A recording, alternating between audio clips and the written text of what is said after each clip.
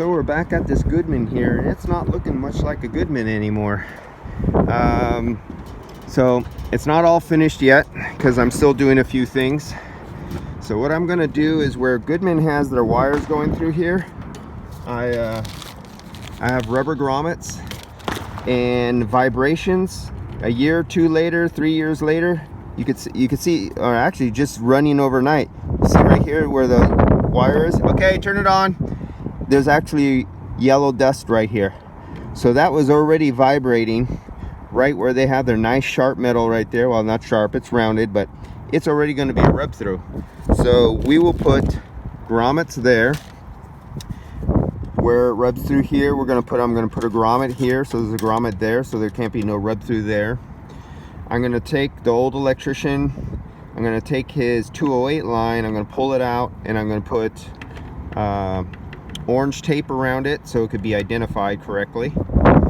And as you see here, it has a ICM 450.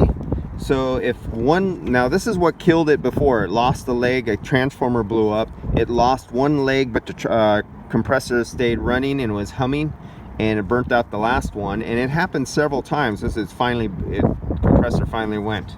But on this tells you if the phase is reversed.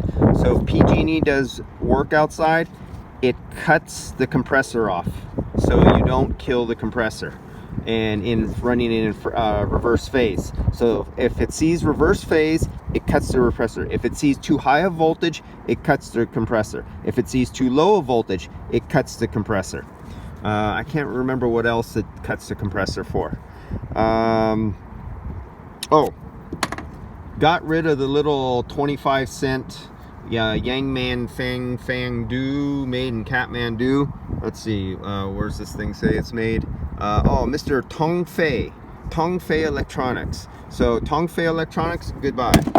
As you see, that is not Tongfei. This is only for the, what the hell is that? Condenser fan motor. So we put in the head control master here. So there you go, you got the ICM 325HN. So this one you put on in cold operation. We're in San Francisco and this is going to be operating at nighttime. So our temperatures drop down into the 40s and 50s. And every so many years when we have a cold snap, it gets down into the 30s or 20s about once every 10 to 12 years. So I put the head pressure, and my son did all this. This was my son's. He's never wired this up before. This was his first time. We had a little fun doing that. And so we kept having to flip things around until we got it working right. And so now this is working right. So this has been added to this Goodman. This has been added to this Goodman. This is one hell of an upgrade to this Goodman.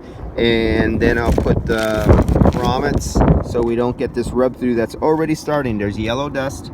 So can you camera see the yellow dust right there? You see that little white, what looks like a little fade? That's yellow dust developing, and there's yellow dust that's fell there because this was already vibrating. So good job, Goodman. You know how to make a lot of work for us so we can make money, because Goodman makes itself break down.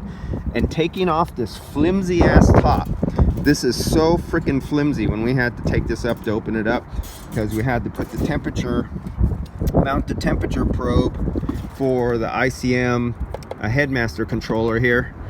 And this thing is just, I mean, basically a soda can. It is so thin and flimsy. How they even sell this thing on the market and actually call it somewhat quality is beyond me.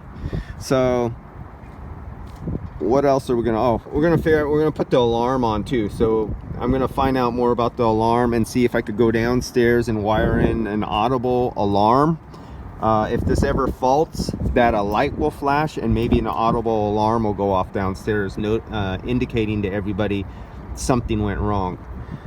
The next upgrade to this is adding Sensi Predict. So I ordered the Sensi Predict for this, and that'll be the next thing I add to this unit is Sensi Predict. Alright guys, I'll see you later. We're calling it a night. The sun has gone down over the horizon, and see you guys later.